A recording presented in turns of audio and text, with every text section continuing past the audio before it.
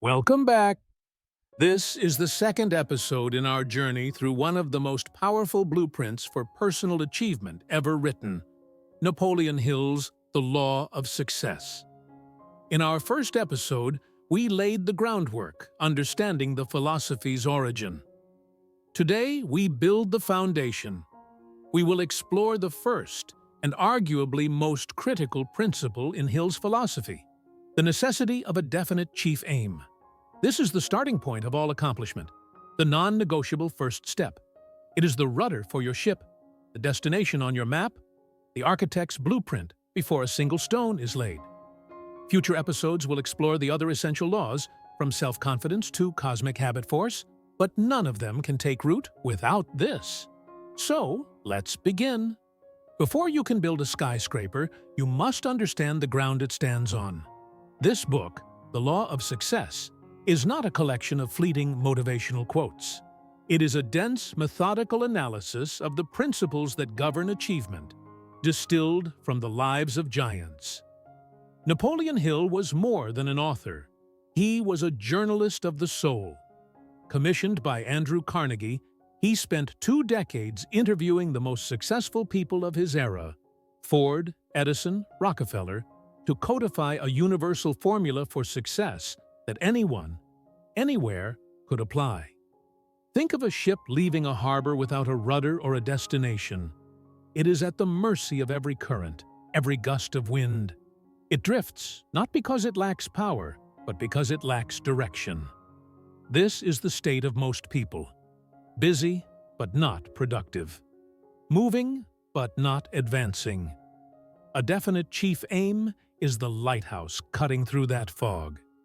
It is a clear, written, specific statement of what you intend to achieve. It is not a vague wish like, "I want to be happy," or "I want to be rich." It is a declaration with a deadline, a promise you make to your future self. This declaration acts like a magnifying glass focusing the sun's rays.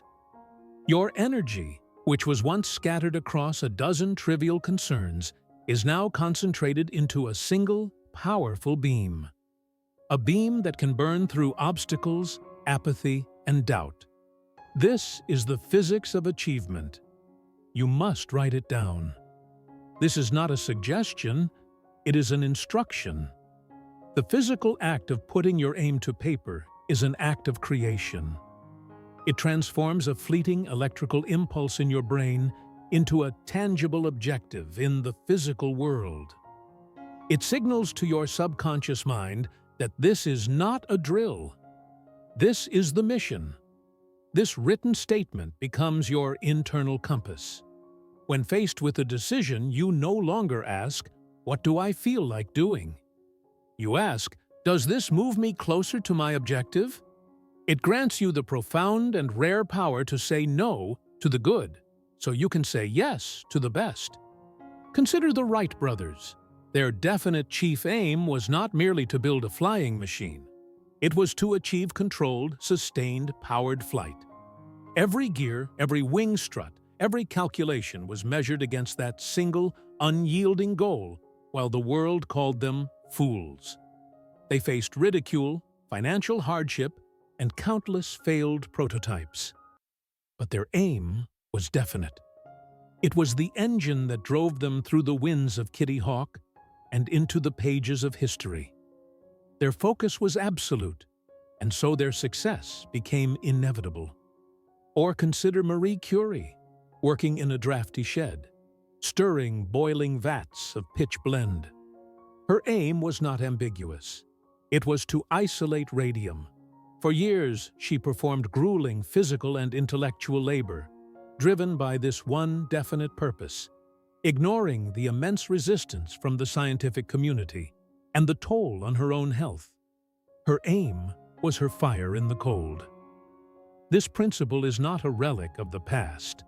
Think of the activist who dedicates their life to a single cause.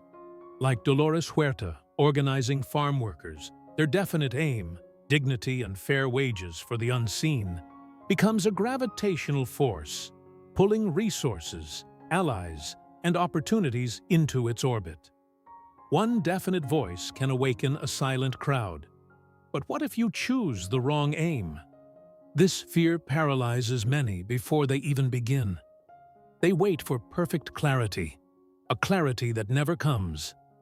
Think of your definite chief aim not as a rigid, unchangeable command, but as a North Star. It is not a GPS giving you every turn. It is a fixed point in the sky that allows you to orient yourself, even if you must take detours. You can and should refine your aim as you grow in wisdom and experience. The goal is not to be right from the start, but to start. To move with intention in a chosen direction rather than standing still in a fog of indecision. Direction is more important than speed. Let's be clear. Defining your aim is not a magic wand. It is a covenant of sacrifice. It means trading temporary comforts for permanent fulfillment. It means saying 1,000 silent no's to the party, to the extra hour of sleep, to the mindless scrolling, so you can say one loud yes to your purpose. The true enemy of your potential is not failure. It is indecision. It is the quiet, creeping fog of ambiguity that saps your will. A definite chief aim is the cure for this paralysis. It replaces the draining question, "What if?" with the empowering statement, "I will." So how do you find it? You do not wait for a lightning bolt of inspiration. You excavate it. You sit in silence with a pen and paper and ask the hard questions. What injustice in the world makes you angry? What activity makes you lose all track of time? What conversation do you want to start? What legacy do you want to leave? Your aim lies at the intersection of your greatest passion and the world's greatest needs. Once you have it, you must obsess over it. Read your written statement aloud twice a day, once upon waking, to set the intention for your day, and once before sleeping, to command your subconscious mind to work on it while you rest. Visualize its attainment. Feel the emotions of its fulfillment. This is how you program your mind for victory. This is not just about you. A person with a definite chief aim becomes a source of strength and inspiration for others. Your clarity gives them clarity. Your conviction gives them courage.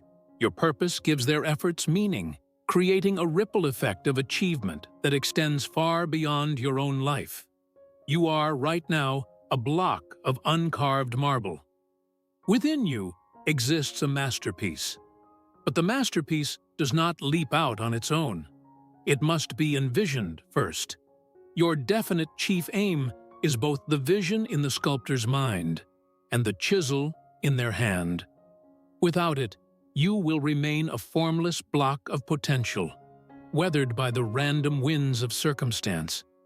With it, you can carve a legacy. From boardrooms to classrooms, from artist studios to athletic fields, this idea refuses obsolescence. The human spirit is a purpose-seeking mechanism. To deny it a clear, definite purpose is to starve it of its most essential nutrient. It is the difference between a life of accident and a life of design. Your first and most important task is to decide on your definite chief aim and write it down. This is the price of admission to the life you were meant to live. Everything else follows from this. In the next episode, we will build upon this foundation with the third law of success, self-confidence. We will explore how to develop the unwavering belief in yourself necessary to pursue your aim, no matter the obstacle. The journey has just begun.